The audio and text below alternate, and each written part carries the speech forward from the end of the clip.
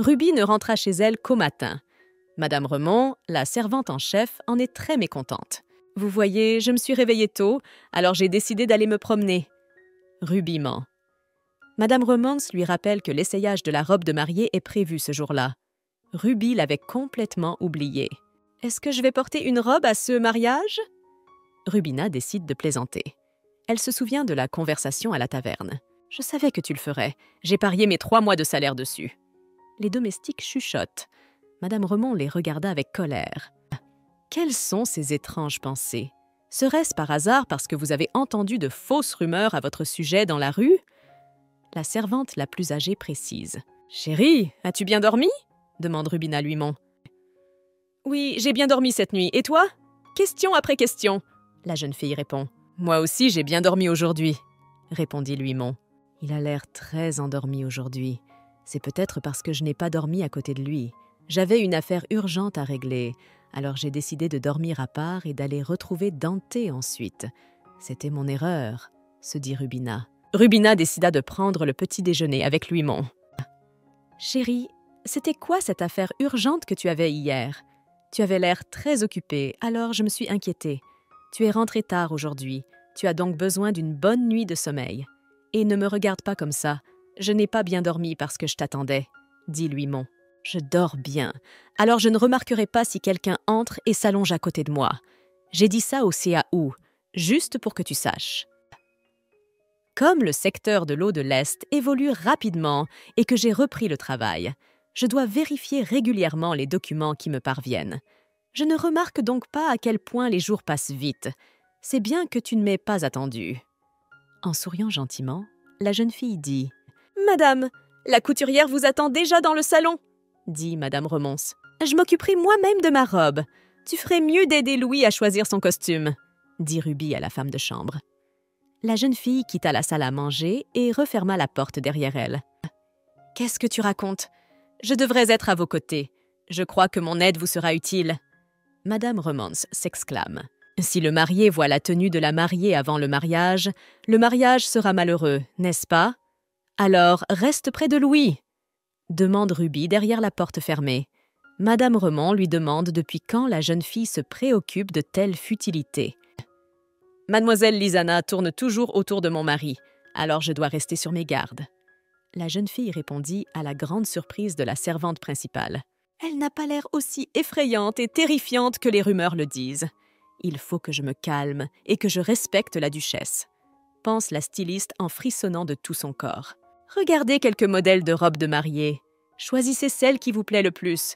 Nous avons une grande variété d'options. » La styliste tendit un catalogue de robes à la duchesse. « Honnêtement, toutes ces robes me semblent aussi belles les unes que les autres. J'aimerais choisir une robe dont la largeur de la jupe est volumineuse sans être bizarre. Choisissez-en une pour moi, » demande Rubina. La styliste a montré à la jeune fille une robe avec un haut fermé et une jupe volumineuse. C'était exactement ce dont Rubina avait besoin. Luimond n'avait pas besoin de l'aide de la servante. Il avait déjà vécu plusieurs vies et pouvait donc s'habiller tout seul. Il savait exactement quel type de vêtements lui convenait le mieux. Madame Remond avertit Luimond qu'un médecin allait venir le voir. Après avoir examiné Luimond, le médecin lui assure qu'il est en parfaite santé. Soucieux d'avoir une fille semblable à sa mère, Luimond se mit à surveiller attentivement son état de santé. « Je ne me séparerai pas de ma fille un seul instant et je ne la quitterai jamais de mes bras. En règle générale, les aristocrates font élever leurs enfants par une nourrice. Mais je veux le faire moi-même. » Luimond réfléchit. « J'aurai enfin une famille qui m'aimera, et non pas une famille qui me traite comme un instrument de pouvoir. Je veux vraiment une vraie famille. C'est le bonheur dont j'ai rêvé dans mes vies antérieures. Et je me fiche que ce bonheur est une date de péremption. Je ferai ce que dit ce livre. Comme le protagoniste de ce roman, je ferai tout pour plaire à ma femme, et je ferai en sorte qu'elle ne veuille pas rompre notre contrat. Je sais que Rubina a dormi dans son bureau cette nuit. Elle n'a aucune idée du froid qu'il fait dans la chambre sans elle. Ruby arriva au palais impérial où travaillait Peony Loren. La jeune fille est certaine que Peony est la maîtresse de son mari. Rencontrant le ministre de l'Intérieur dans le couloir, Rubina lui demande où se trouve Peony Loren. L'un des ducs l'a convoquée pour un entretien privé. Elle va bientôt arriver. Vous pouvez donc l'attendre ici, répondit le ministre. Ruby s'installa confortablement dans le fauteuil et attendit Peony. Peu de temps après, Peony Lauren entra dans le salon. « Bonjour, Duchesse. Je m'appelle Peony Lauren. Je suis la secrétaire du Bureau des Affaires intérieures. » Puisqu'elle est secrétaire, elle a un caractère fort et assez bon. D'autres personnes ne pourraient pas travailler ici. Je suis venue rencontrer la femme que mon mari aime, et la première impression n'est pas mauvaise, pensa Ruby. Pourquoi a-t-elle l'air si heureuse en me regardant, se dit Peony. J'espère qu'elle ne pense pas que j'ai décidé de la rencontrer à cause de Luimon. Cette expression est probablement due à l'excitation. Elle n'a aucune idée de la raison pour laquelle je veux lui parler. Rubina réfléchit. « Peony, quel genre de travail fais-tu en ce moment ?» demanda Rubina à la jeune fille. « En ce moment, je prépare un projet de réparation de route à l'ouest de la capitale. La voie d'eau est en train d'être réparée et la route sera à nouveau maçonnée. Je me préoccupe de l'entretien de la voie d'eau. » Peony a admis. « Si j'étais impliquée dans le projet du Sentier de l'Est, je pourrais utiliser ce que j'ai appris dans mon travail. » Elle explique les choses si naturellement, comme si elle s'était préparée depuis le début. Cette fille s'est révélée très intelligente et elle a de l'ambition. Ce n'est pas un péché d'emporter avec elle un talent aussi convoité dans le Nord, pensa Ruby. Mais si je l'invite au Nord, elle pourrait le prendre comme un exil. Je suis très intéressée par le projet des eaux de l'Est, car il est très important pour notre pays. De cette façon, nous pourrons accroître notre domination. Peony continua d'expliquer. Cependant, ma sœur a bien fait d'engager les employés de la Maison des érudits dans l'administration. 6 gens sont loyaux envers leur cause et leur pays. Ruby se fit la remarque. « Duchesse, êtes-vous venue me voir parce que vous avez des intentions importantes? Le fait que vous ayez fait attention à moi me fait penser que vous voulez m'utiliser à des fins plus importantes, n'est-ce pas ?» demanda Pivoine. « Oui, peut-être, » répond Ruby. C'était un mensonge car elle ne savait toujours pas ce qu'elle devait faire de la maîtresse de son mari. Elle voulait l'attacher quelque part, loin de Luimon. Je savais que si je travaillais dur, on me remarquerait. Maintenant, je ne pourrais plus me contenter de regarder la scène de loin, mais je pourrais participer au projet et être au centre de l'histoire, s'exclame Peony. Ruby promit à la jeune fille qu'elle parlerait au duc Feltarg pour la faire embaucher. Cette fille s'est révélée encore meilleure que je ne l'imaginais. Au bout de 3 ans, je la laisserai quitter ce pays avec Louis. Mais sera-t-elle capable de sacrifier ses capacités et son ambition à l'amour? Moi, je n'ai pas pu, pensa Ruby en regardant la jeune fille assise en face d'elle. Peu importe à quel point j'aime, je ne serai pas capable de laisser ce qui m'est précieux pour aller chercher la personne que j'aime. J'ai perdu. Je n'ai que 3 ans. Et ensuite, je rendrai Louis à cette fille. « Où est Louis maintenant ?» demanda Ruby à la bonne en entrant dans la maison. Monsieur Luimon est dans sa chambre. Il n'en est pas sorti après l'arrivée du docteur, répond la femme de chambre. C'est vrai? Alors je ne devrais pas le déranger. Laissons-le se reposer, dit Ruby. Elle décida de se rendre à son bureau pour travailler. Maîtresse, pardonnez-moi mon impertinence, mais je pense que vous devriez aller le voir.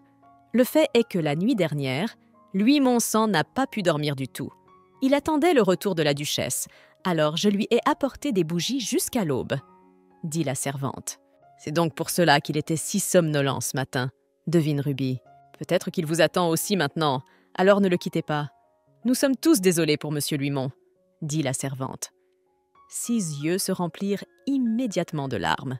Tout le monde en a assez de pleurer? Demande Ruby en s'accroupissant à côté de la servante en pleurs. Je suis désolée de vous distraire. Mais pourriez-vous d'abord répondre à la question avant de pleurer? Dis-moi ce qui s'est passé de triste pendant mon absence. Nous voyons que monsieur Luimon fait de son mieux pour la duchesse et pour cette maison. Cela nous attriste que vous ne remarquiez rien. S'il vous plaît, accordez plus de temps et d'attention à votre époux. La femme de chambre demande. « L'aimez-vous à ce point ?» demanda Rubina. La femme de chambre commença à parler de tout ce que Luimon faisait pour la duchesse. Il s'avéra qu'il vérifiait chaque jour la quantité d'alcool qu'elle avait bu et qu'il disait à l'avance au cuisinier ce qu'il fallait préparer le lendemain matin pour que sa femme n'ait pas mal à l'estomac. Lorsque la servante en chef montre à Luimon le budget du domaine, il découvre immédiatement une erreur dans le document. De plus, sachant que l'hiver serait froid, Il suggéra d'isoler toutes les chambres du manoir. Et même la chemise que Ruby portait depuis le matin, Louis-Mont l'avait repassée lui-même. Je n'aurais jamais pensé que Louis se chargerait de tant de tâches ménagères. Je me sens un peu bizarre maintenant. Je n'ai jamais voulu être impliquée dans la gestion du domaine. J'ai confié toutes les tâches à la femme de chambre en chef, pense Ruby. Mais maintenant, cette maison a enfin un maître. Lorsque j'ai décidé d'épouser Louis-Mont, je n'ai pas pensé à lui confier la gestion du manoir. À ma grande surprise, il a acquis une bonne réputation auprès du personnel de la maison et en est devenu le maître. Je n'ai pas tardé à me rendre compte qu'il n'y avait plus de place où qu'il soit arrivé. Même l'atmosphère du manoir a changé. Maintenant, les servantes n'ont plus peur de me parler en premier. Avant, elles étaient toujours effrayées et terrifiées à ma vue ou à celle de la servante en chef. Louis-Mont a fait en sorte que tout le monde se sente à l'aise dans ce domaine. Après avoir écouté les servantes, Ruby se rendit dans la chambre de son mari. En jetant un coup d'œil dans la chambre de Louis-Mont, la jeune fille le trouva endormi à son bureau. Rubina s'approcha de son époux et lui arrangea doucement les cheveux. Il est probablement très fatigué par les préparatifs du mariage. Quand j'ai accepté de l'épouser, je pensais avoir un homme hypocrite qui ferait trembler le cœur des gens, mais ça s'est passé un peu différemment, marmonne Ruby. Si ça continue, je ne voudrais plus le laisser partir. Heureusement que tu as décidé de porter une robe après tout. Madame Romance s'exclame. Tu es magnifique ce soir. Les servantes s'émerveillent. Pour être honnête, c'est la première fois que je porte une robe depuis très longtemps. Avec votre réaction, vous me mettez un peu mal à l'aise, marmonne Ruby. Ruby et Louis-Mont se tinrent la main et se dirigèrent vers l'allée. Je savais que mon mari serait incroyablement beau dans son costume de mariage, pensa Ruby en regardant son mari. Contre toute attente, la jeune fille remarqua que des larmes coulaient sur les joues de Louis-Mont. Cette réaction de l'homme la surprit beaucoup. « Rubina, tu es magnifique. Comment peux-tu être aussi belle? Dans ta robe blanche comme la neige, on dirait un ange qui vient de descendre du ciel. » Louis-Mont se tourna mentalement vers sa consoeur. « Est-ce qu'il pleure vraiment parce qu'il ne veut pas m'épouser? Mais après tout, il a eu beaucoup d'occasions de s'échapper d'ici. Pourquoi ne l'a-t-il pas fait? Pourquoi est-il resté avec moi? Maintenant, je ne le laisserai pas partir pendant les 3 prochaines années, pensa Ruby. S'il a commencé à regretter sa décision, il aurait dû le faire plus tôt. Maintenant, il ne pourra plus s'éloigner de moi. Cet homme est à moi pour les 3 années. Louis, tu ne devrais pas pleurer. Regarde comme c'est une belle journée. Ruby caresse doucement le visage de son mari. Elle trouve que le jour de notre mariage est beau, se réjouit Louis-Mont. Il s'avère que le marié a vraiment été kidnappé et forcé à se marier. Si ce n'était pas le cas, il ne pleurerait pas devant l'autel. C'est apparemment la raison pour laquelle Sa Majesté et les 2 ducs n'ont pas assisté à ce mariage. Les invités chuchotent. Que Dieu bénisse tous les hommes sur cette terre, et surtout l'amour de ce couple. Le prêtre dit d'une voix forte. Je craignais que le monastère de Lutel ne s'oppose à notre mariage, car je suis le fils illégitime du précédent empereur, s'exclama Louis-Mont. Il n'a pas pleuré parce qu'il ne voulait pas m'épouser, s'étonne Ruby. En fait, le monastère était contre, mais j'ai envoyé 2 chariots d'or pour les soumettre. Maintenant, nous devons garder le secret. Maintenant, prenez vos mains l'un de l'autre, demanda le prêtre. Louis-Mont prit doucement les mains de Ruby. La jeune fille remarqua que les mains de son mari étaient très douces et chaudes. Les mains de Rubina sont couvertes de cicatrices et de callosités. J'ai honte de mes paumes douces et indemnes. Je veux lui éviter d'autres blessures, se dit Louis-Mont. Ce tissu rouge symbolise l'effusion du sang de Dieu. Ce vœu est pour 2. Ils deviendront un couple indestructible. Le prêtre dit « Je n'aurais jamais cru que ces 2-là allaient devenir un jour un couple indestructible. Je n'aurais jamais pensé que ces 2-là seraient faits l'un pour l'autre. C'est vraiment un beau couple, chuchotent les invités. Lisana est très ennuyée. C'est elle qui aurait dû se tenir à côté de Louis-Mont près de l'autel. Les 2 parties à ce mariage sacré doivent jurer d'être fidèles l'une à l'autre. Le prêtre s'exclama et posa ses mains sur la tête des jeunes mariés. « Sauvons notre prince !» crièrent les hommes vêtus de longues capes sombres en dégainant leurs épées. « Sauvons monsieur Louis-Mont des griffes monstrueuses de la duchesse d'Achelion !» crièrent les rebelles. D'un geste brusque, ils arrachèrent leurs manteaux. Au même instant, les musiciens brisent leurs instruments. Dans ceux-ci se trouvait un arc et des flèches. « Au nom d'Aden! Vive le magnifique royaume d'Aden !» Les archers crient et tirent la corde de l'arc. C'est un soulèvement. Les invités poussèrent des cris d'effroi et se dispersèrent. « Oh non, qu'est-ce qu'ils préparent? Qui ose faire cela sans mon ordre? Je suis le grand-père du nouvel empereur. » Le comte Graham, effrayé, se cacha précipitamment sous l'une des chaises. Finalement, tout s'est passé comme prévu, pensa Lizana qui observait la scène derrière un arbre. « Dieu, que tout se passe bien! Il faut que tout soit terminé à temps !» s'exclame Lizana. « C'est dangereux, alors reste toujours derrière moi et ne t'éloigne jamais !» crie Rubina à son mari. « Dévoilez votre identité. Qui êtes-vous d'ailleurs ?» demande Rubina aux rebelles. « Nous ne révélons pas nos noms aux traîtres. » Les rebelles crient de joie. « Vous insinuez que je suis un traître? En ce qui me concerne, c'est vous qui êtes des traîtres. » La jeune fille s'exclama. « Vous avez osé tuer l'empereur et détruire l'empire. Si vous vous proclamez impératrice et duchesse, pensez-vous que le monde vous reconnaîtra? Je n'ai rien à dire à un traître comme vous. Relâchez le prince immédiatement, » s'exclama le chef des rebelles. « Me traiter de traître? Cela fait longtemps que je n'ai pas entendu une telle chose à mon égard. Et sachez que ceux qui m'ont traité de la sorte par la suite n'ont jamais survécu. » Ruby serra les dents de colère. D'un geste vif, la jeune fille sortit de son bouquet de mariée une longue dague acérée. Rubina fendit l'ourlet de sa robe pour faciliter ses déplacements. « Cela fait longtemps que je n'ai pas combattu d'humain. Je ne suis pas sûre de pouvoir contenir mon pouvoir, » avertit la jeune fille. « Et on s'en moque !» crièrent les rebelles en se précipitant dans la bataille. Ruby attrapa Luimon par sa veste et le jeta en arrière, à bonne distance. « Trouvez un endroit isolé et restez-y tranquillement », ordonna Rubina à son mari.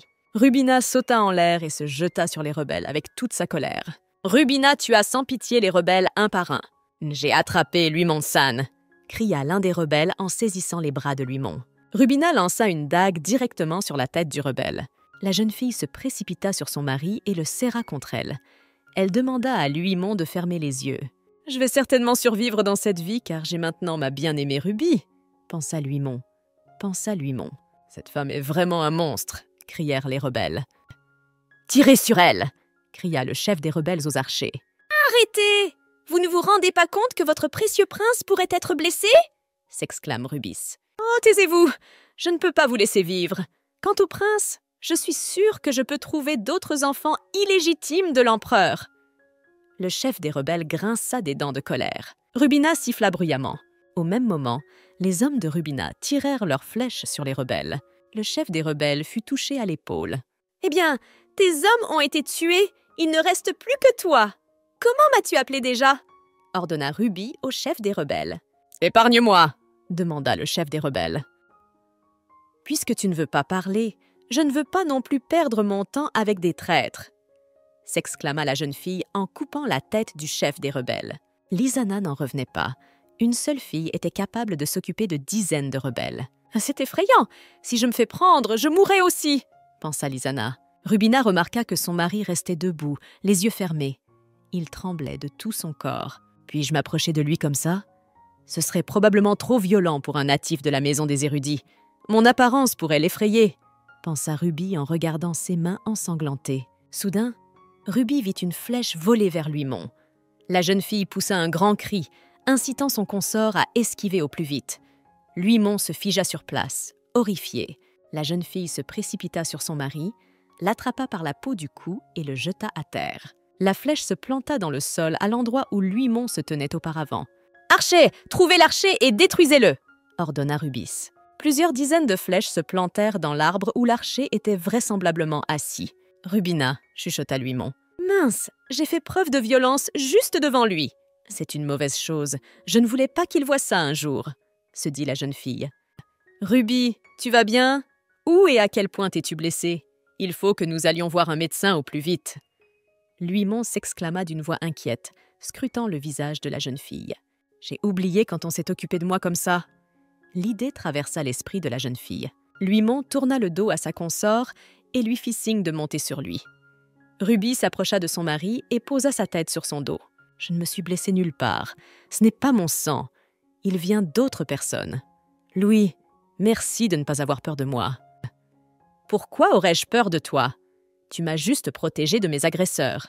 Je devrais t'en être reconnaissant. Tu m'as protégé et tu es resté indemne, dit Luimond en prenant la main de sa femme. Luimond embrassa doucement la main de la jeune fille. J'ai l'impression d'être dans le pétrin. Chaque jour, j'ai de plus en plus envie de prendre possession de cet homme. Je veux qu'il reste avec moi toute ma vie, et si possible jusqu'à ma tombe, pensa Ruby. Louis, nous pouvons maintenant continuer notre cérémonie de mariage. Si la cérémonie est interrompue à ce stade, nous devrons faire une nouvelle demande au palais impérial pour qu'une nouvelle date soit fixée pour nous. Les préparatifs du mariage recommenceront alors. Mais après tout, un mariage n'arrive qu'une fois dans une vie. Ne veux-tu pas l'organiser de la meilleure façon possible ? S'exclama Luimond. Je vais bien et je peux continuer. Louis, veux-tu me tenir compagnie ? Ruby tendit la main à son conjoint. Elle ne voulait pas perdre son temps précieux en futilité. Elle n'avait pas le temps d'attendre une nouvelle date de mariage. Ce serait avec plaisir. En fait, c'est ce que je voulais faire en premier. Luimond plaça sa main dans la paume ouverte de son épouse. Veut-elle vraiment procéder à la cérémonie ? Ce n'est pas pour rien qu'on l'appelle la monstrueuse duchesse. Les autres invités s'exclamèrent. Une fois la cérémonie terminée, Luimond prit sa consort dans ses bras et la porta dans la maison. « Ruby, regarde-moi. Je te promets d'être pour toi un mari fidèle. »« Louis, je te jure sur mon nom que je te serai fidèle. » Ruby se blottit contre son mari et l'embrasse sur les lèvres. Même dans une telle situation, ils peuvent sourire et se réjouir. En effet, c'est le séa de la monstrueuse duchesse et de son intrépide mari. Ils forment un couple parfait. Les dames présentes à la cérémonie de mariage s'exclamèrent. « Mais je n'aurais jamais cru que Louis tomberait amoureux de la duchesse Achelion. Mais pourquoi elle et pas moi ? Pourquoi aimerait-il cette femme redoutable qui terrifie tout le monde ?» pensa Lizana sur le chemin du retour. Lizana avait vraiment envie de se plaindre à quelqu'un, de lui parler de la douleur qui l'habitait, mais on le lui interdisait.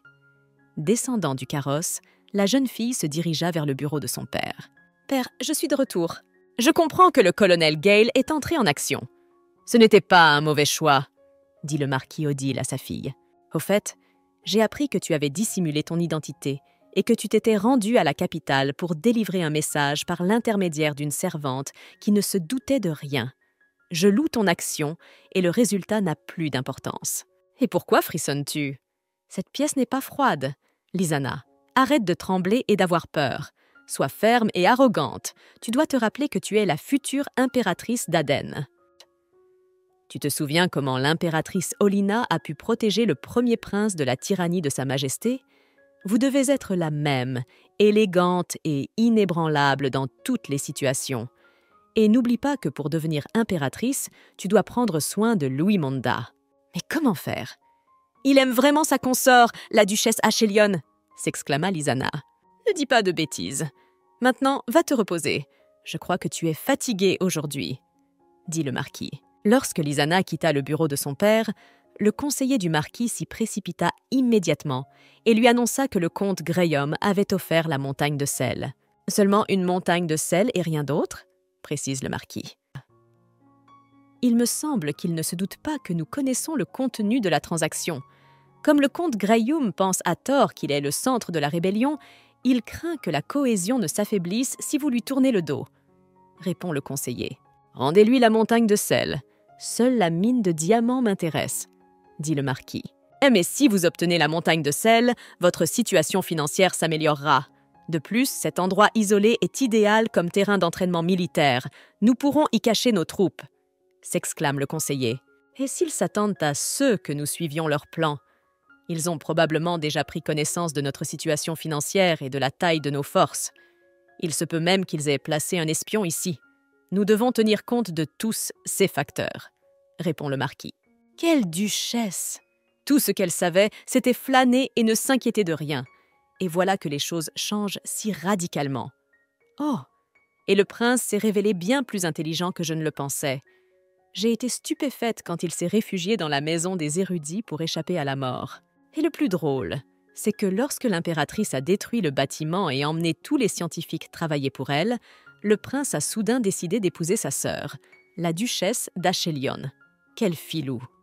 Pour survivre, il a décidé de s'éloigner le plus possible du danger. Mais il s'est accidentellement retrouvé dans un endroit encore plus dangereux. En voyant son courage et sa sagesse, mon âme devient plus forte. Je suis sûre qu'un tel homme fera un bon empereur. J'en ferai un. « Duchesse, que voulez-vous de moi ?» demanda le comte Graham d'une voix effrayée. « Comte Graham, même si vous n'aimez pas ce mariage, vous n'auriez pas dû engager des assassins pour m'achever !» s'exclama Ruby. « Qu'est-ce que vous racontez ? Je n'en sais rien du tout. » Le comte assura la jeune fille. « Je suis très en colère, car mon mariage a été gâché. Ne rêvez pas de rencontrer à nouveau Louismont. Si tu traînes encore dans mon duché, je t'offrirai une excursion dans le nord. » Ruby le promit au comte. Rubina savait que le comte n'avait rien à voir avec ceux qui s'étaient passés lors de son mariage, mais la jeune fille voulait tout de même se venger de lui pour les mauvais traitements qu'il avait infligés à Louismont. Une fois le repas de noces terminé, Louismont remarqua que les aristocrates ne bougeaient pas d'un pouce. Ils attendaient manifestement quelque chose. Louismont devina que les aristocrates voulaient les pierres de 5 couleurs dont l'autel était décoré. 6 pierres étaient le symbole d'une relation étroite avec la famille des jeunes mariés. Si les invités qui recevaient la pierre lors du mariage rencontraient des difficultés, ils envoyaient la pierre à la famille qui l'avait donnée. Lorsqu'ils recevaient la pierre en retour, la famille était tenue de les aider. Ce type de soutien ne pouvait être accordé qu'une seule fois. « Excusez-moi, duchesse », dit l'un des seigneurs. Il voulait vraiment rappeler la tradition à la jeune fille, mais il avait peur. « J'ai préparé des cadeaux pour vous. Prenez-les et rentrez chez vous, » dit la duchesse. « Elle est vraiment un monstre. La duchesse n'a même pas la moindre idée des manières nobles. » grommelèrent les invités mécontents. Ruby était réticente à l'idée de distribuer des pierres de 5 couleurs depuis le début. Lorsque le désastre frappa sa famille, personne ne répondit à leur appel à l'aide. Le jour où l'on apprit que l'empereur tyran avait tué les parents de la jeune fille qui était venue à la capitale, Rubina sortit toutes les pierres de 5 couleurs auxquelles ses parents tenaient tant et les envoya chacune avec une lettre d'appel à l'aide. Ce jour-là, la jeune fille envoya 20 pierres, mais personne ne répondit à son appel. Louismont attendait son épouse dans leur chambre depuis des heures, mais elle n'était pas venue. « Avez-vous découvert qui a décidé de perturber mon mariage ?» demande Rubina à son fidèle assistant. Il lui explique que le colonel Gale Odric, qui garde les abords de la capitale, a décidé de s'en prendre à Louismont. C'est lui qui a organisé l'attaque. « Eh bien, il n'a pas pu le faire tout seul. Il y a forcément quelqu'un qui l'a aidé, » remarqua la jeune fille. L'aide lui répondit que le duc d'Aumintan s'occupait de l'affaire en ce moment. Il était en charge de l'enquête. « J'ai besoin de savoir qui sont les gens qui ont décidé d'attaquer mon mari. Enquêtez vous-même sans l'intervention du duc d'Aumintan. Je sais que cela prendra plus de temps, mais il vaut mieux que personne ne sache que nous enquêtons aussi, » dit Ruby à l'assistante. « Duchesse, êtes-vous encore là ? Je ne pense pas que vous devriez laisser votre mari sans surveillance pendant votre nuit de noces, » dit Madame Remonce en entrant dans le bureau. Lorsque Rubina entra dans la chambre à coucher, elle vit que son mari dormait profondément. Son air endormi est très mignon. Il a l'air d'être épuisé. Rubina pensa et couvrit son époux d'une couverture. Une première nuit de noces comme celle-ci fera l'affaire. Je m'endors plus vite quand je sens le souffle de la personne qui dort à côté de moi. Mais je ne dois pas m'y habituer, car cela ne durera pas longtemps. Duc Feltargue, pardonnez-nous, nous avons échoué dans notre projet de tuer Louismont. Heureusement, nous n'avons pas été découverts, car les rebelles ont envahi le pays en même temps que nous. Ils ont attiré l'attention de la duchesse.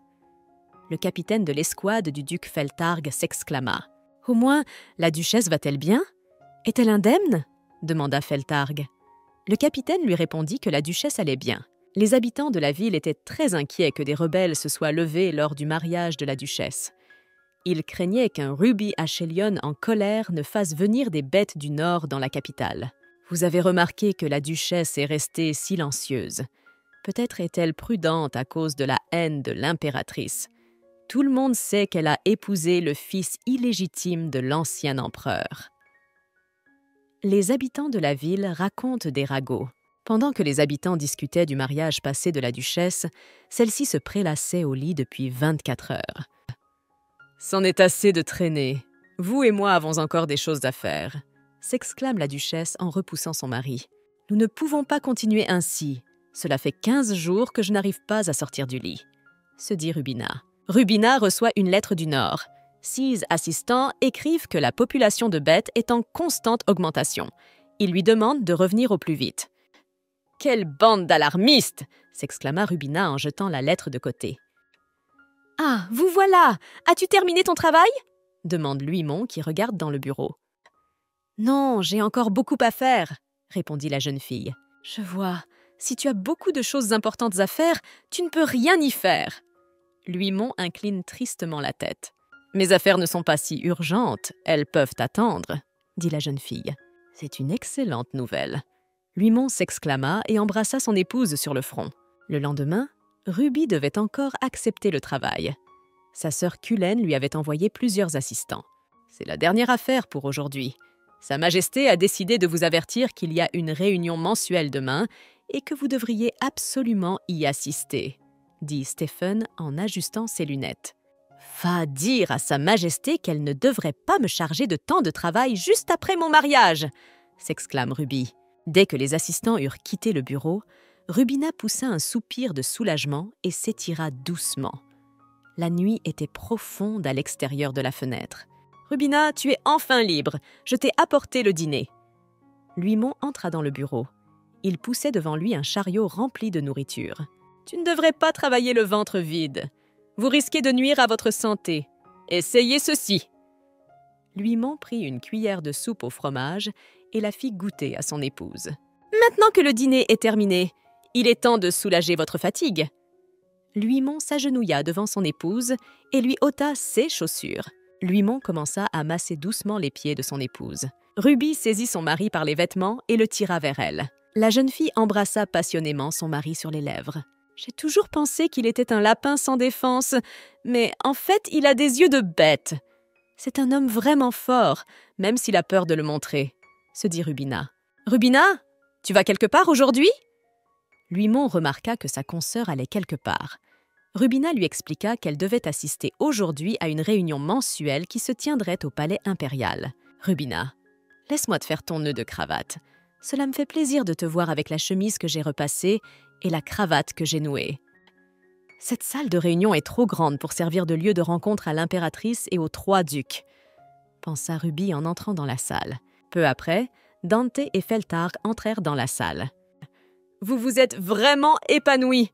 On dirait que le mariage se passe bien pour vous, » s'exclama Dante. « Tu as dû beaucoup t'amuser pendant ta vie de reclus, » grommela Feltarg. « Tu n'as pas à m'envier. Marie-toi toi-même et profite de la vie de couple, » répondit la jeune fille avec un sourire enjoué. « La vie de couple te plaît-elle tant que ça ?» demanda Feltarg d'une voix agacée. « Oui, pour l'instant, je suis entièrement satisfaite de tout.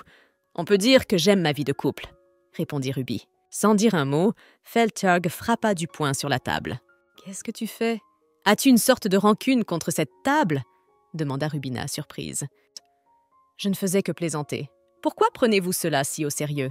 Et tu ne devrais pas passer ta colère sur la table. Tu peux te battre avec moi si tu veux. » Ruby donna un coup de coude à Feltarg en plaisantant. « Parfois, les gros problèmes commencent de cette façon, » pensa Dante avec nostalgie. « Je vois que vous vous amusez bien aujourd'hui. Alors ne tergiversons pas et commençons notre réunion dès maintenant, » s'exclama l'impératrice qui entra. Après quelques heures, la réunion s'acheva enfin. « Votre Majesté, je demande une audience » s'exclama Ruby. L'impératrice lui répondit que l'audience était refusée. La duchesse Achelion était interdite de venir au palais impérial jusqu'à la prochaine réunion. « Mais pourquoi ?» se demanda Ruby. La jeune fille voulait discuter avec sa sœur de la quantité de travail à envoyer. Rubina avait l'impression d'être accablée par trop de responsabilités de toutes sortes. Sous le coup de la colère et du ressentiment, Rubina a tapé du poing sur la table. « Tu veux te briser les os du bras? Pourquoi utilises-tu une méthode aussi grossière? Tu ne devrais pas déverser ta colère sur la table, » dit Feltarg à la jeune fille. « Si je pars maintenant, je ne pourrai pas être ici avant le mois prochain. Peut-être que je devrais me cacher ici et venir dans la chambre de Cullen au milieu de la nuit ?» se dit Ruby. Soudain, la jeune fille entendit des pas prudents derrière elle. Avec une exclamation forte, elle se retourna brusquement. « Qu'est-ce qui t'a pris de ne pas remarquer mon approche? As-tu complètement perdu la tête après le mariage? Comment, dans un tel état, peux-tu retourner dans le nord et combattre des bêtes ?» demanda Feltarg. « Ne t'inquiète pas, leur présence est plus perceptible. Ne pas sentir les bêtes derrière soi est tout simplement impossible, répondit Rubis. Alors je ne comprends pas pourquoi tu peux sentir les bêtes, mais que tu fermes les yeux sur les gens qui se trouvent à proximité, demanda Feltarg à la jeune fille. Ruby, où vas-tu maintenant? Veux-tu retourner à ton manoir? Oui, je rentre chez moi car mon mari m'y attend, répondit la jeune fille. Il me semble que la situation dans laquelle tu te trouves te convient, remarqua Feltarg. Et comment t'en es-tu rendu compte? As-tu remarqué que mon visage rayonne? Demanda Ruby. Il est certain qu'elle a l'air plus énergique et plus humaine qu'avant. Malgré son apparence touchante, je suis toujours très en colère. Ma Ruby est devenue plus féminine grâce à un autre homme, se dit Feltarg. Si tu es jaloux, dis-le-moi. Je peux même te présenter une belle fille. J'ai une jolie fille en tête, avec un cœur de dragon sur la tête, assise sur un trône en peau de dragon, dit Ruby. Je t'ai dit de ne pas me dire une telle chose, même en plaisantant, lui rappela Feltarg d'un ton furieux. Qu'est-ce que tu peux faire? En réalité, cette femme ne s'intéresse pas du tout à moi. Comme je suis ridicule, pensa Feltarg. Ah oui, j'ai oublié de te le dire. Au mariage, j'ai vu des gens qui voulaient tuer mon mari, dit Ruby. Et pourquoi me dis-tu cela? Précise Feltarg. Et pourquoi as-tu réagi de la sorte? Vous auriez dû me demander s'il y avait encore des forces en dehors des rebelles. Ruby décida de ne pas cacher qu'elle avait deviné qui était derrière l'attaque de son mari. J'ai aussi mes oreilles dans l'Empire, alors je sais déjà beaucoup de choses. Feltarg répondit à la jeune fille. Il était gêné de la regarder dans les yeux, alors il détourna le regard. « Même Dante n'est pas au courant. Comment le sais-tu » demanda Ruby. Feltarg ne savait pas quoi répondre à la jeune fille. Tout ce qu'il dirait aurait pu l'ensevelir encore plus sous les mensonges. « Je suppose que d'autres forces sont à l'œuvre. Le colonel Gale ne voulait que prendre mon mari, mais il y a des salauds qui veulent le tuer. Lors du mariage, on a tiré sur mon mari avec une arbalète munie de flèches en fer. Et je sais que ces armes sont assez difficiles à obtenir. » Le colonel Gale n'a pas pu se procurer une arbalète avec des flèches en fer. Il y a un homme plus sérieux, avec plus de relations, qui se tient ici. Il me semble qu'il y a quelqu'un qui veut juste tuer mon mari. « Et pourquoi me dites-vous cela » demanda Feltarg. « Parce que j'ai confiance en toi, » répondit Ruby. « Et pas par méfiance » clarifia Feltarg. « Est-ce que j'ai l'air de te menacer en ce moment ? Je te fais confiance et je ne pense pas que tu veuilles me faire du mal. Tout ce que vous avez fait jusqu'à présent était juste et je ne souhaite rien de moins que cela à partir de maintenant. » Rubina répondit. Rubina avait récemment reçu un rapport selon lequel l'assassin se trouvait dans un carrosse qui était entré dans la cour. 6 hommes n'avaient pas réussi à trouver le nom de l'assassin, et encore moins celui de l'homme qui se trouvait derrière lui. Tout cela avait été très élaboré. De plus, Rubina savait qu'il n'y avait que 2 armées dans l'Empire qui élevaient actuellement de tels assassins. Il s'agissait des armées des 2 ducs. La jeune fille tira son doigt au hasard. Peut-être était-ce vraiment Feltarg. Elle ne voulait pas comprendre pourquoi il avait fait ça. Par ses paroles, Ruby voulait montrer qu'elle était consciente de ce qui se passait. La jeune fille espérait que Feltarg ne déciderait pas de refaire une chose pareille. « J'ai l'impression que cela fait longtemps que je ne suis pas venue ici. Le temps que j'ai passé avec Ruby est comme un rêve. 2 semaines sont passées en un clin d'œil, » s'exclame Luimon en entrant dans la bibliothèque. « Non, il ne faut pas que ça continue comme ça. En ce moment, je ne fais rien d'autre que de gérer le manoir. Tu dois croire en toi, car ces années vont passer vite. Dans 3 ans, Ruby peut me mettre à la porte à tout moment. Il faut que je me rende utile. » Madame Remance propose à Luimon de trier enfin les cadeaux de mariage. La première chose par laquelle elle voulait commencer était un cadeau du duc Feltarg. Madame Remont tendit à Luimon une boîte noire. Le cadeau du duc s'y trouvait. En ouvrant la boîte, Luimon remarqua une bague ornée d'une grosse pierre rouge. Luimon décida de mettre la boîte dans le coin le plus éloigné de l'entrepôt. Il ne voulait pas avoir affaire au duc Feltarg. Pourquoi a-t-il réagi de la sorte? Devine-t-il que le duc Feltarg a un faible pour madame? S'étonne madame Remance. Oh, jusqu'à ce que monsieur Luimon s'installe ici, le duc Feltarg venait souvent rendre visite à madame. Il sautait par-dessus la clôture à cheval et entrait ainsi dans le manoir. La maîtresse l'a toujours traité comme un ami proche. Je n'ai pas besoin d'en parler à monsieur Luimon, car l'un des devoirs d'une servante est de calmer le cœur de ses maîtres. « Monsieur Luimon, la comtesse Graham est devant le manoir !» s'exclame la servante excitée. « J'ai apporté les objets auxquels notre Louis tenait tant avant son mariage. Laissez-moi voir son visage avant de partir, » dit la comtesse en essuyant des larmes invisibles. « Mon grand-père a échoué. Maintenant sa femme est arrivée. Une femme qui me regarde comme un ver. Je ne la supporte pas. Devrais-je la voir ?» pensa Luimon en observant la comtesse à travers la fenêtre de la bibliothèque. « Je suis lié à Ruby par les liens du mariage. Et si je mets la comtesse à la porte sans raison, cela nuira à la réputation de la duchesse Achelion. Même si je déteste cela, je dois me comporter comme un mari modèle. Lorsque je suis arrivée au manoir sur ordre de Sa Majesté, savez-vous ce que j'ai eu le plus de mal à gérer? Ce sont les visiteurs rassemblés à la porte principale du manoir, dit Madame Remond. Afin d'établir un lien avec la duchesse, les gens venaient ici tous les jours. Il y avait donc beaucoup de bruit aux portes du manoir. Alors la duchesse m'a ordonné de chasser tout le monde. « On dirait mon consort !» dit Luimon en riant joyeusement. J'étais tellement abasourdie que je me souviens encore de ces paroles. Ainsi, si nous continuons à mettre à la porte tous les invités qui viennent dans cette maison, personne n'osera compromettre la réputation de la duchesse Achelion. Êtes-vous en train de dire qu'il n'y a plus rien à perdre? Suggérez-vous que je devrais suivre la voie de ma femme? Eh bien, je ne veux pas voir la comtesse Graham. Veuillez la raccompagner poliment, demanda Luimon. Louis, nous sommes liés à vous par le même sang et il n'y a rien à changer, s'écria la comtesse avec frénésie. Si vous ne voulez pas me voir, acceptez au moins mes cadeaux. Monsieur Luimon a ordonné que nous n'apportions rien dans la maison. Achelion, un serviteur de la maison ducale, l'explique à la comtesse. Luimon ne voulait pas recevoir de cadeaux de la part de la duchesse, car il craignait qu'elle n'ait mis en place de fausses preuves pour démontrer qu'il était de mèche. Dans ce cas, Rubina se retrouverait dans une situation délicate. Plus je suis déçue par mes proches, plus ma Ruby me manque. Quand rentrera-t-elle à la maison? Si je me concentre maintenant sur mon travail, pourrais-je oublier ma tristesse? Se dit Luimon. Luimon se tourna vers Madame Remance, la servante en chef, et lui demanda un peu de travail pour lui. « Nous avons une petite pièce où il y a des choses à ranger.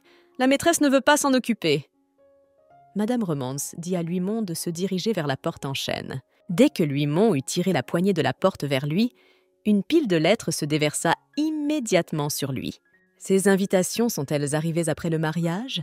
demanda Luimon.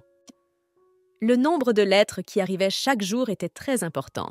Nous n'avions pas le temps de nous en occuper, alors les lettres s'accumulaient. Après le mariage, la duchesse a cessé ses activités sociales, explique Madame Remance. Luimon savait que Ruby se rendait souvent à des réunions mondaines pour y chercher un mari convenable. Afin de lui proposer un contrat de mariage, Luimon avait cherché un lieu de rencontre où elle pourrait se rendre. Après le mariage, Ruby cessa d'assister aux réunions sociales et aux banquets. La jeune fille n'allait nulle part avec son mari. Elle commença à mener une vie de recluse. « Madame Remance, veuillez faire venir autant de travailleurs que possible. Nous allons d'abord trier les lettres, puis nous déciderons de celles auxquelles nous répondrons et de celles auxquelles nous ne répondrons pas, » dit Luimon. « Et que faites-vous ici ?» demande Rubina qui s'approche.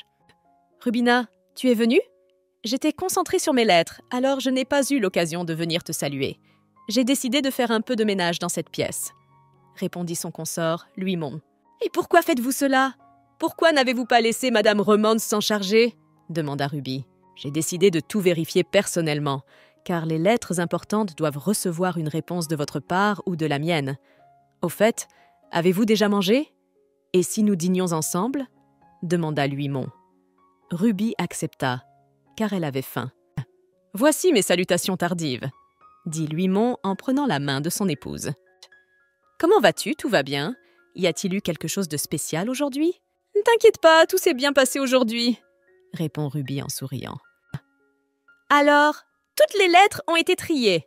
Au fait, j'ai trouvé des lettres signées au maître du duché d'Achelion. J'en déduis qu'elles m'étaient adressées ?» précise la consoeur de Luimon. « Oui, il est fort probable que ces lettres vous soient adressées personnellement, » répondit Ruby. Luimon demanda à sa femme ce qu'elle avait décidé de faire des lettres qui lui étaient spécifiquement destinées. Certaines des invitations provenaient de lieux célèbres, où les nobles célibataires hommes et femmes passent du temps ensemble. Elle n'en a pas besoin pour l'instant, alors il vaut mieux qu'elle me dise de m'en occuper. Luimon se dit. Il a ce regard comme s'il voulait désespérément quelque chose. Il doit en avoir assez d'être seul dans le manoir. Il veut probablement s'occuper de ses affaires à l'extérieur. Ruby se dit qu'elle avait raison. La lune de miel touche à sa fin. Après le mariage, je lui ai demandé s'il voulait prendre un congé prolongé de l'administration impériale. Il m'a répondu qu'il allait démissionner. J'ai pensé que c'était bien, mais en fait, il avait le mal du pays. Je ne veux pas me l'avouer, mais j'ai peur que lorsqu'il reprendra le travail après ses vacances, il ne trouve pas Pivoine et qu'il soit très contrarié. Je veux l'envoyer au duc Feltargue pour qu'il se voie le moins possible. Je sais que c'est une idée un peu lâche, mais je ne peux pas faire autrement. Louis, ne t'inquiète pas de ce qui est arrivé en mon nom. Occupe-toi de ce qu'on t'a envoyé. Et si tu as besoin de sortir quelque part à l'avenir, tu n'as pas besoin de me demander la permission, dit Ruby à son mari.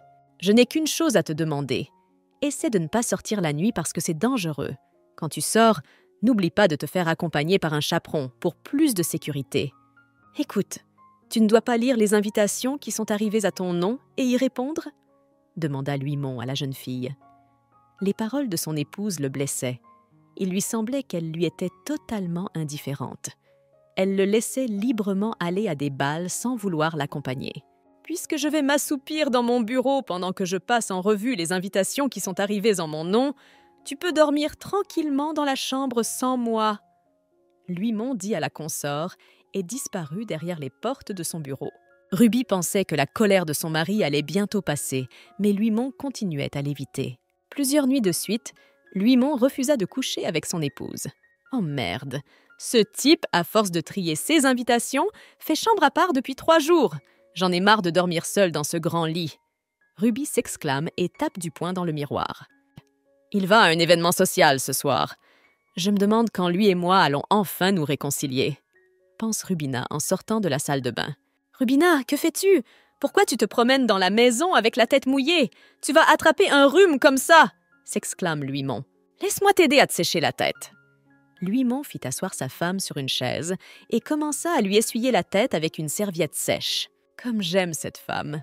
J'ai envie de l'embrasser. J'ai eu beaucoup de mal à me passer d'elle ces 3 derniers jours. Pourtant, c'est elle qui a blessé mon cœur.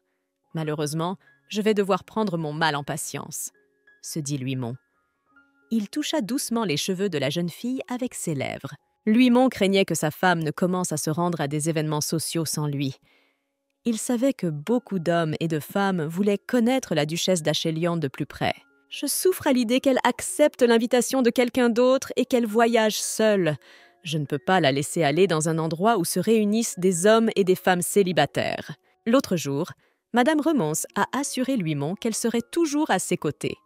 Elle lui a promis de lui dire à quelles invitations Ruby répondrait.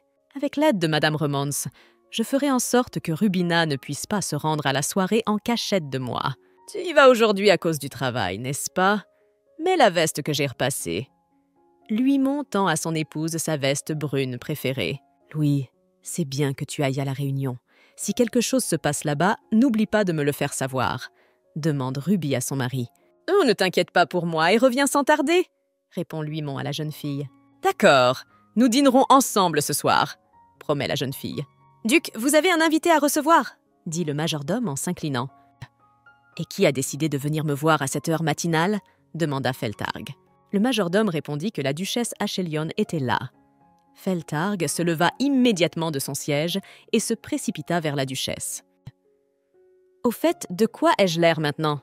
demanda Feltargue au majordome en ralentissant dans l'embrasure de la porte. « Vous êtes parfaite », répondit le majordome. « Il n'est pas normal qu'une femme vienne nous rendre visite de très bonne heure.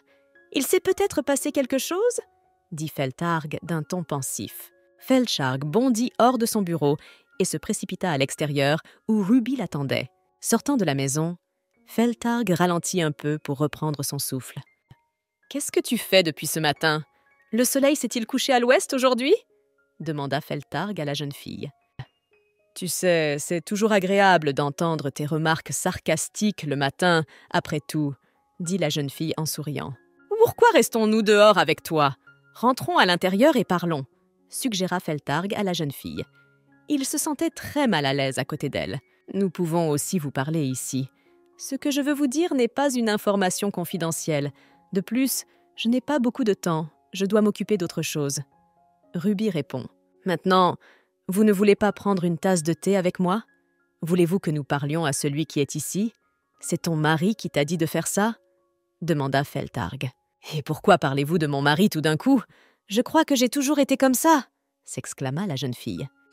Maintenant, si je me comporte mal, Louis sera grondé avec moi.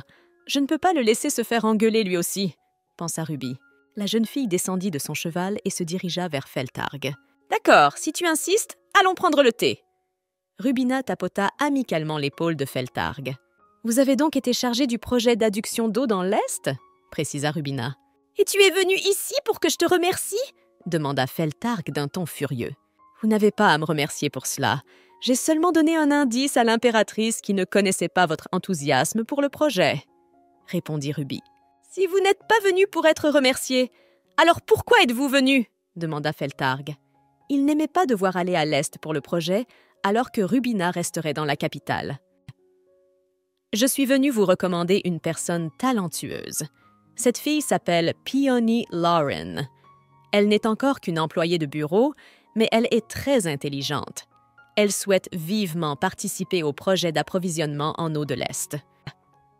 J'ai déjà entendu ce nom et cela fait longtemps que j'ai un œil sur elle, car elle est très douée dans son travail. Au fait, comment avez-vous entendu parler d'elle? C'est votre mari, le compteur, qui vous a mis la puce à l'oreille. C'est lui qui demande un coup de pouce à sa compagne? Demanda Feltarg. Je ne pense pas qu'ils soient simplement amis. Je pense qu'il y a des sentiments entre eux. Je pense que cette femme est amoureuse de mon mari. Je sais qu'il m'a épousée sous contrat pour sauver sa vie. Il ne l'a jamais caché. Rubina répondit. Entendre cela choqua Feltarg. Il était surpris que Rubina parle si calmement d'une autre femme, sa rivale. Et tu sais à quoi je pense? Dès que notre contrat aura expiré, mon mari retournera définitivement à Peony. Et pourquoi m'avoir dit tout cela? C'est pour cela que tu es venu me voir si tôt le matin? Demanda Feltarg, surpris. Feltarg, je t'ai dit plus d'une fois que je te faisais confiance. Je veux que tu emmènes Pivoine avec toi à l'Est et que tu lui donnes une chance de découvrir ses capacités. Et bien sûr, je veux que tu la traites uniquement en fonction de ses capacités, sans la traiter avec condescendance. Attends, Ruby, laisse-moi le temps de réfléchir un peu. Tu me demandes de m'occuper de Peony Lauren? Tu veux qu'elle découvre ses capacités? Ce faisant, vous savez que votre mari l'aime? Feltarg précise. Elle est tellement capable que même si son amant décide de commettre une trahison, Sa Majesté l'impératrice serait prête à lui pardonner une fois, dit Rubis. Qu'est-ce que tu racontes? Demanda Feltarg, surpris. Tu ne comprends toujours pas? Je veux juste sauver mon mari de toutes mes forces. J'espère vraiment que vous m'aiderez. Rubina sortit du bureau du duc Feldherg. Après le départ de la jeune fille, Feldherg se serra la tête de désespoir. Il ne s'attendait pas à ce que Rubina veuille sauver le fils illégitime du précédent empereur avec son aide. « Elle est venue me voir ce matin pour sauver ce bâtard !» grogna Feldherg avec colère. Après avoir rencontré Feltarg, Ruby se rendit chez le marchand Fimmons. « Duchesse, bienvenue. Je vous attendais depuis longtemps. Bien que tardive, je tiens à vous féliciter pour votre mariage passé. Je vous ai envoyé un cadeau. J'espère qu'il vous a plu. » Fimmons s'exclame. « Merci pour le cadeau. Je suis venu vous voir aujourd'hui pour vérifier la liste des marchandises envoyées au nord. » répond Ruby. Fimmons tendit à la jeune fille plusieurs feuilles de papier griffonnées. Pour que la duchesse d'Achelion puisse envoyer au nord le matériel dont elle a besoin, de gros contrats ont été conclus avec 2 marchands. Le marchand Feltin envoyait des chevaux et des armes vers le nord. Au marchand Fimmons, la duchesse achetait de la nourriture et des vêtements. Comme les hivers dans les terres du nord étaient très froids, Rubina achetait beaucoup de nourriture et de vêtements. Elle voulait que ces sujets s'installent bien dans les terres du nord, car c'était le seul moyen pour que le nord devienne la véritable terre de l'Empire. « J'ai remarqué que le prix du blé avait beaucoup augmenté cette année, » dit Rubina. « C'est à cause des graves inondations dans l'Est. C'est pour cela qu'il y a des travaux de construction là-bas en ce moment. » Finalement, après de longues discussions, Ils ont décidé de lancer ce projet, a répondu Phimons. Phimons était le chef de la guilde des marchands. Cette guilde réunissait les petits et les grands marchands contre la gigantesque compagnie commerciale du duc Feltarg. Depuis que le duc était responsable du projet de l'eau, la guilde des marchands s'occupait des gros contrats. Tout le monde savait que le duc Feltarg était très loyal envers l'Empire, mais on craignait toujours qu'il ne devienne trop puissant et ne décide de s'asseoir sur le trône. Ruby devait constamment veiller à ce que le pouvoir de chaque sujet de l'Empire ne devienne pas supérieur à celui de l'impératrice. Il n'y avait pas d'exception aux règles. Imaginez, je vais devoir fermer tôt aujourd'hui. Je me suis disputée avec ma femme l'autre jour. Cela fait 1 semaine que nous ne lui avons pas parlé. Contre toute attente, Phimons se met à raconter. Il voulait simplement que quelqu'un l'écoute. « Ce matin, au petit déjeuner, ma femme m'a dit qu'elle sortait pour rencontrer des amis. Après 20 ans de mariage, j'ai compris que c'était un signe. Elle veut ainsi se réconcilier avec moi. Luimon, lui aussi, ne cesse de me parler d'invitations à divers événements. Peut-être qu'il me fait un signe et que je ne remarque rien, pense Ruby. Il a même commencé à surveiller ma garde-robe, comme s'il voulait me présenter aux autres sous un meilleur jour. J'ai décidé d'aller à cet événement, après tout. D'ailleurs, je veux faire un cadeau à mon épouse. Cela fait 1 semaine qu'elle m'a chassée de notre chambre à coucher, et maintenant nous avançons lentement vers la réconciliation. » Le marchand poursuit son récit. « Si je rate ma chance maintenant, elle ne me parlera plus pendant 1 mois. » Phimons se plaint. En entendant les paroles du marchand, Ruby ordonna qu'on lui apporte tous les objets les plus chers disponibles. « C'est à cette réunion que je me présenterai pour la première fois comme l'époux de la duchesse Achelion. C'est une autre façon de gagner le cœur de Rubina. Je dois améliorer la réputation de la duchesse en renforçant sa position dans la haute société. » pensa Luimon en se préparant pour la réunion. Dans un premier temps, Luimon choisit le salon du mari de la ministre de l'Intérieur. Celui-ci était le chef comptable d'une grande entreprise. Le salon était tenu par son jeune frère Éric. C'était de loin le meilleur salon de l'Empire. L'invitation précisait que des artistes inconnus qu'Éric avait découverts en son temps participeraient à l'événement. Luimon savait que CIS Artistes serait bientôt à l'origine d'une renaissance dans le monde de l'art. Pour voir les grands artistes, les nobles impériaux venaient de loin.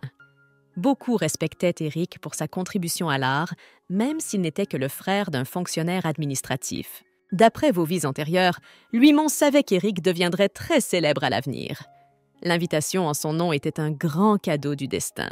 Quelques heures plus tard, Luimon se tenait à la porte du saloon. Après m'être lié d'amitié avec de brillants artistes dans un salon tranquille et confortable, il faudra faire un don.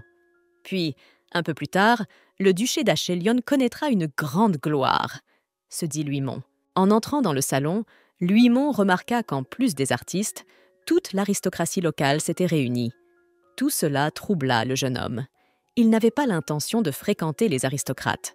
Son objectif était de rencontrer des artistes inconnus qui deviendraient plus tard célèbres. Dans le coin le plus éloigné, Luimon aperçut Éric. Il était assis sur le canapé, les genoux ramenés à la poitrine et cachant son visage dans ses paumes. Il était évident qu'Éric était mal à l'aise dans son propre salon. « L'organisateur de cet événement est coincé. Qu'est-ce que c'est que ça ?» s'étonne Luimon. « Louis, bienvenue. Ça fait longtemps qu'on ne s'est pas vu. » s'exclama Lizana qui s'approchait. « Pourquoi cette femme est-elle ici? J'aurais dû m'en douter. Je ne sais pas d'où sont venues les rumeurs sur ma venue au salon d'Éric Simour. Apparemment, elle a décidé d'en profiter. » Luimon réfléchit avec irritation. À cause de ces rumeurs, il est devenu évident que des personnes influentes dans les cercles sociaux se glissent ici. Et il est normal que Lysana, du marquisat d'Odile, en fasse partie. Luimon, ignorant Lysana, se dirige vers Éric. Il ignore ouvertement mademoiselle Lysana, qui est la fleur du monde séculier. Maintenant, il ose se montrer, puisqu'il a un soutien en la personne de la duchesse Achelion. Les aristocrates s'exclament à voix basse. Luimon était bien conscient que maintenant, s'il trébuchait, la réputation de Ruby en pâtirait. Luimon tendit la main à Éric.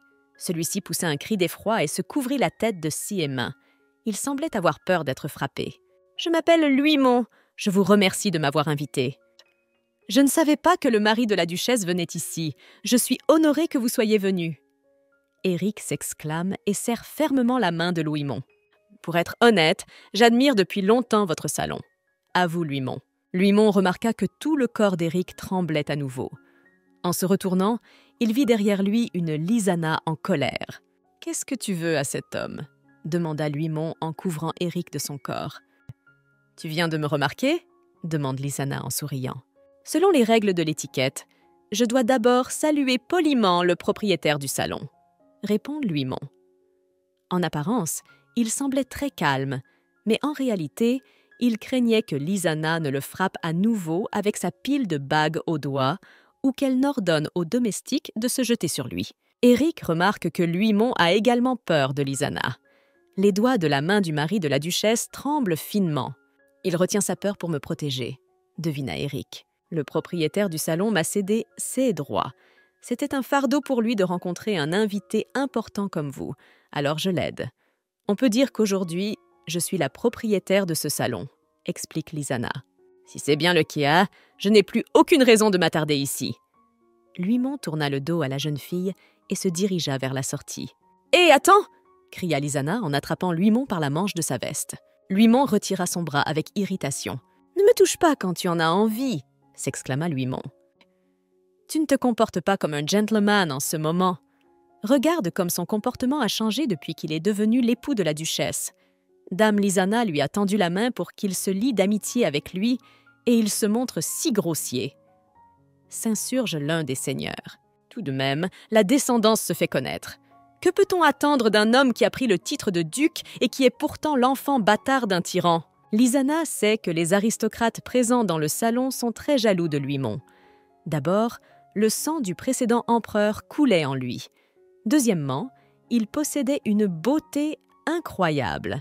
Troisièmement, il s'était récemment marié. « Je suis désolée, j'ai vraiment préparé cet endroit pour m'entendre avec le mari de la duchesse. » Lisanna marmonna d'une voix triste. Les aristocrates présents regardèrent Luimon d'un air de reproche. Les jeunes femmes qui me poursuivaient changent d'avis après m'avoir vu comme un homme fort. Mais si je les rencontre ailleurs, elles recommenceront à flirter avec moi. Luimon réfléchit. Ruby n'est pas du tout comme ça. Elle est toujours honnête avec moi. C'est la seule personne qui m'accepte telle que je suis et qui me soutient. Cela me rend incroyablement fort. Tu as dit que tu étais venu ici pour être ami avec moi, n'est-ce pas? Si c'est le CS, vous n'auriez pas dû gâcher la décoration du salon de Sir Éric. J'ai longtemps voulu installer ce salon, mais je n'allais pas à la fête de la fille du marquis Odile.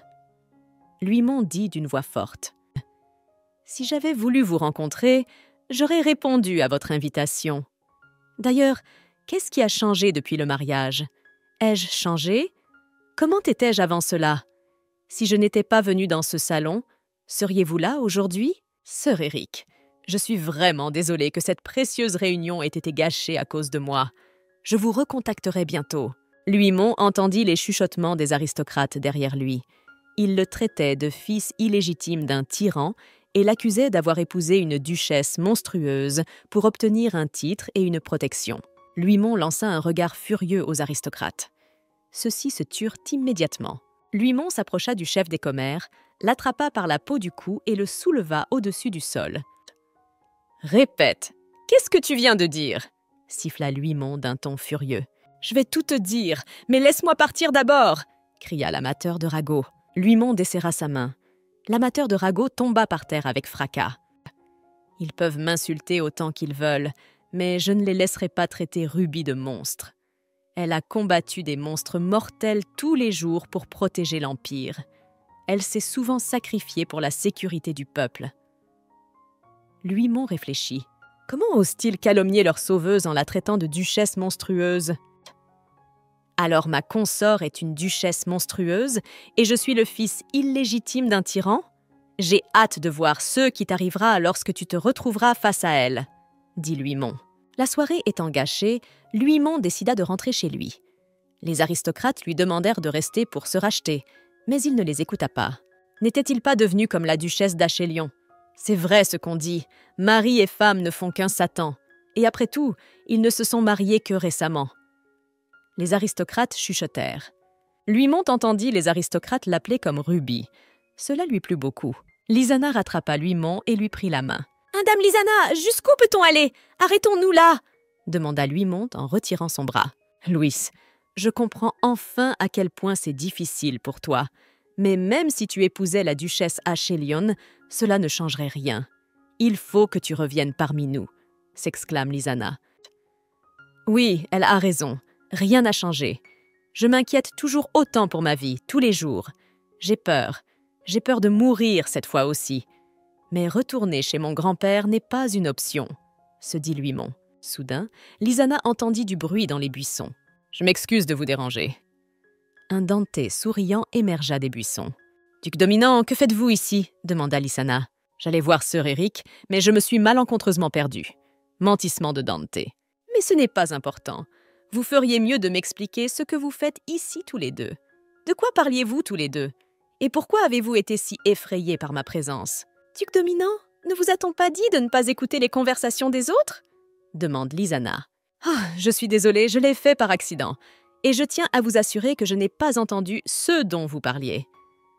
Dante leva les mains en l'air, désarmé.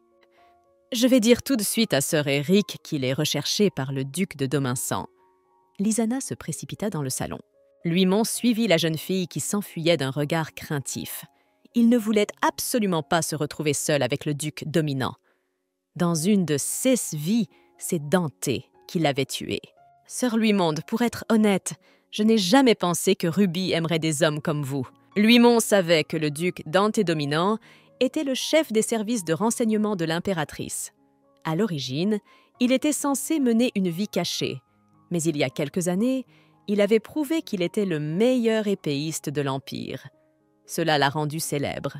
Les nobles craignaient Dante parce qu'elle avait un caractère dangereux et qu'il ne suivait jamais que les instructions de l'impératrice. Même la fille du marquis, Odile, se dépêchait de s'éloigner le plus possible de lui. « Vous pouvez simplement me remercier de vous avoir aidé. Je viens de vous sauver de Dame Lisana, » dit Dante. « Non, je n'arrive toujours pas à croire que Ruby ait un goût aussi étonnant pour les hommes. J'espère vraiment que l'impératrice a une toute autre préférence. » Quoi qu'il en soit, bien que je n'ai pas pu assister au mariage, veuillez accepter mes félicitations. Au fait, j'aimerais vous donner un conseil. Méfiez-vous du duc Cadric Feltarg. Ne croyez jamais ses félicitations et n'acceptez jamais de cadeaux de sa part. Connaissant son mauvais caractère, j'ose croire qu'il a mis du poison sur son cadeau, qui n'a ni couleur ni odeur. Mais il pourrait faire du mal à Ruby avec son cadeau empoisonné, s'exclama Louis-Mont. Dante s'esclaffa joyeusement.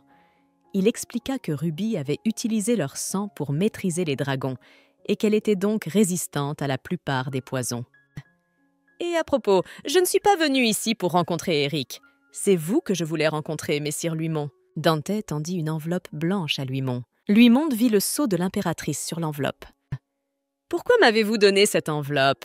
demanda Louis-Mont avec des sueurs froides. « L'impératrice s'intéresse à toi. Ruby ne t'a même pas amené au palais pour rencontrer sa sœur. Bien sûr, l'impératrice s'intéresse à la personne que sa sœur aînée a épousée, » répondit Dante. « Au moment opportun, Sa Majesté vous convoquera, puis vous pourrez entrer dans le palais en montrant cette lettre. D'ailleurs, l'impératrice a souhaité que sa sœur n'en sache rien. »« Si ça se trouve, je n'étais pas là aujourd'hui, » cria Dante en se cachant à nouveau dans les buissons. Voyant son mari, Ruby le salua joyeusement. Louis-Mont s'empressa de ranger l'enveloppe dans sa poche de poitrine. « Il y a une odeur familière qui flotte ici. On dirait que le duc Domingan était ici. » Ruby grommela. « Duchesse Achelion, je ne m'attendais pas à vous voir ici, » dit Lisana avec surprise. « C'est donc moi que la duchesse Achelion cherchait, et non le duc dominant ?» clarifie Éric. « Dame Lisana, vous êtes probablement confuse à propos de quelque chose. Le duc dominant n'a pas pu apparaître 1 minute et disparaître à nouveau. L'avez-vous vraiment confondu avec la duchesse Achelion ?» demanda Lady Maria en riant aux éclats. « Pourquoi la duchesse est-elle venue ici si soudainement? Et où est passé le duc Dominsan ?» pensa Lisana avec irritation. « Duchesse Achelion, je m'appelle Éric Seymour. C'est un plaisir de vous rencontrer. C'est un honneur de vous recevoir dans mon salon. Mon frère m'a beaucoup parlé de vous. Ah, si je me souviens bien, le salon d'Éric était un rassemblement de pauvres artistes non reconnus. Mais aujourd'hui, tous les mondains sont là. C'est certainement l'œuvre d'Odile, la fille du marquis, devine Ruby. Louis doit être très déçu, car c'était sa première sortie depuis longtemps. Il faut que je désamorce la situation d'une manière ou d'une autre. Apporte toutes les choses que j'ai achetées ici, ordonne Ruby. Louis, j'ai choisi toutes ces choses moi-même, alors j'aimerais avoir ton avis. Jette un coup d'œil. Qu'en penses-tu?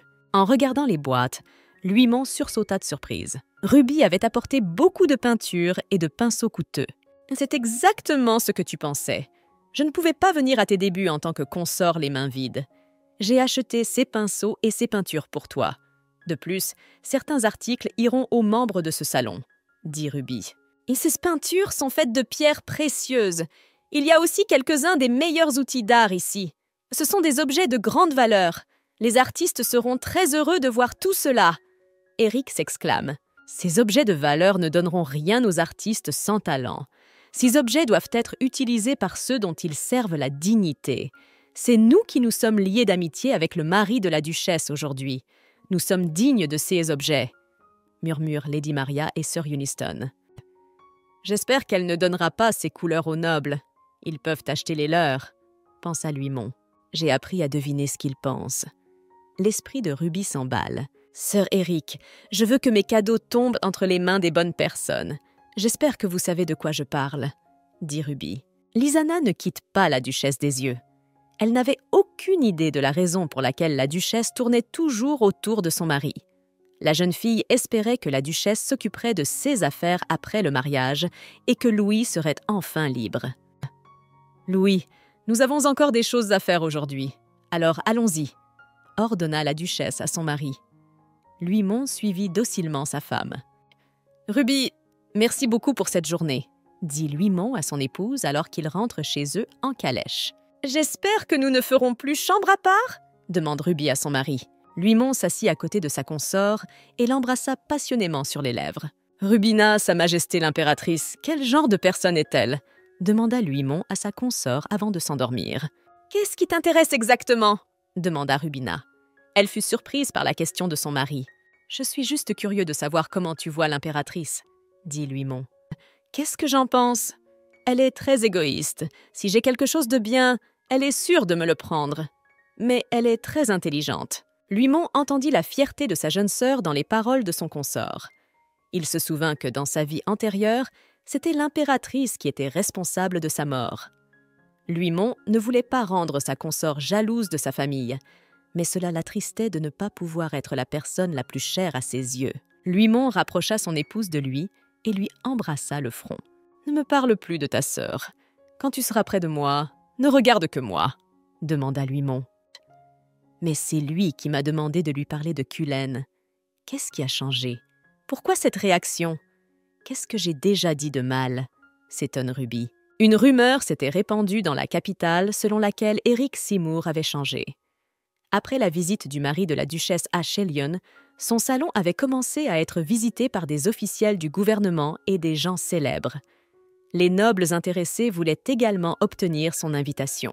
Eric Seymour annonça que son salon était un lieu de rencontre pour les personnes qui comprenaient et aimaient l'art. L'entrée était interdite aux personnes ayant d'autres intentions. « Comment pouvez-vous nous dire de telles choses? Vous n'étiez qu'un simple roturier il y a quelques années. Maintenant, vous osez prétendre être un noble juste parce que l'impératrice vous a donné le titre de baron? » Les aristocrates sont indignés. Parce que l'impératrice a promu Eric au poste d'officier d'administration, de nombreux nobles se sont rebellés contre lui. Avec le temps, une nouvelle rumeur est apparue. On disait que le mari de la duchesse s'était rangé du côté du nouveau baron. Une nuit, Eric est attaqué par des mercenaires. Heureusement, les gardes sont arrivés et ont pu le protéger à temps. Eric était au courant de l'attaque prévue. Il en avait été averti par Louis-Mon.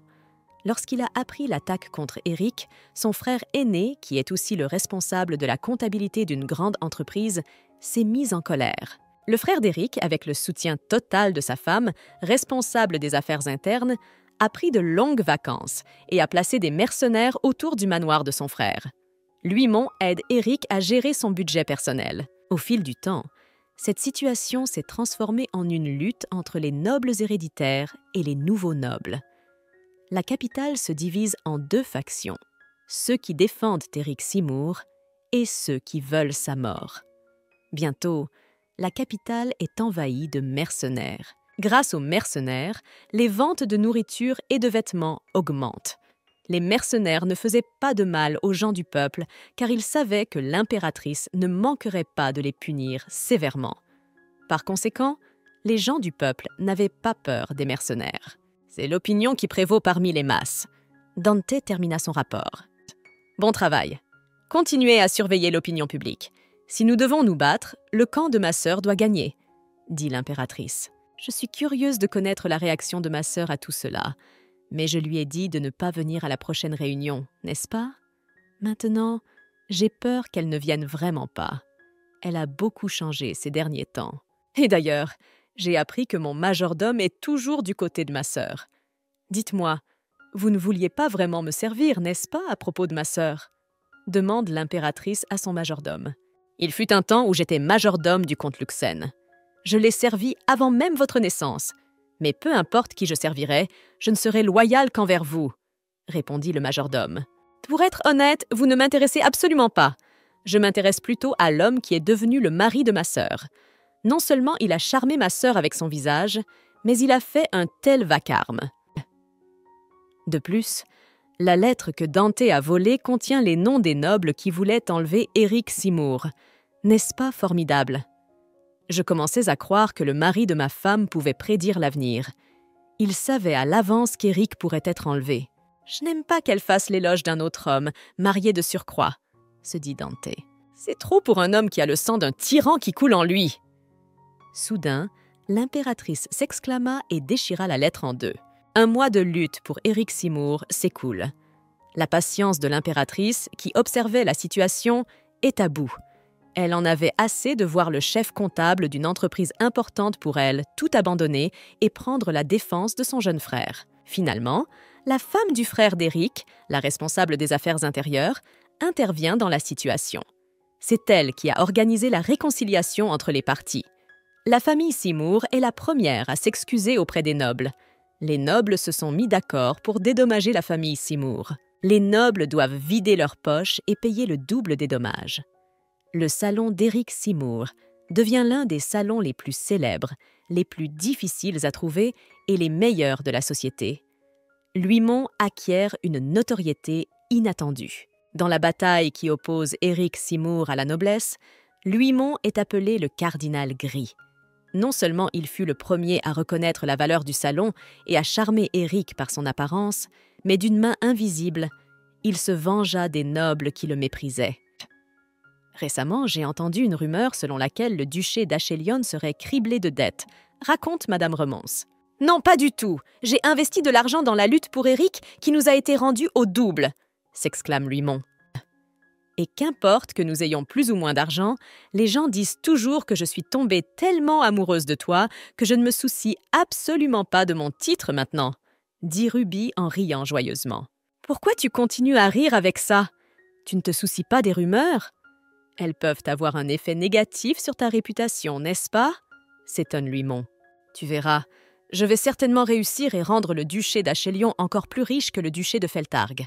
Je te soutiendrai, et je n'ai qu'une seule demande. Ne te surmène pas, s'il te plaît, demanda Ruby à son mari. Luimont, je crois que tu vas complètement bouleverser l'économie de l'Empire. Tu es le meilleur investisseur. Alors ne t'arrête pas. Passe à l'action, s'écria Rubina en riant à nouveau. Chaque jour, Rubina recevait des lettres du Nord. Les gens lui demandaient de repartir, car les actions des bêtes étaient devenues imprévisibles. En raison de l'agitation qui régnait dans la capitale, Dante avait demandé à la jeune fille de rester un peu plus longtemps. L'impératrice comptait faire courir le bruit qu'elle en voulait à la duchesse Achelion et à son consort à cause de l'incident avec Éric. Ces derniers temps, Ruby considérait qu'elle était chez elle là où se trouvait son mari. C'est pourquoi elle n'était pas impatiente de partir vers le nord. La jeune fille avait d'autres affaires à régler dans la capitale. Elle voulait soutenir son mari dans toutes ses entreprises.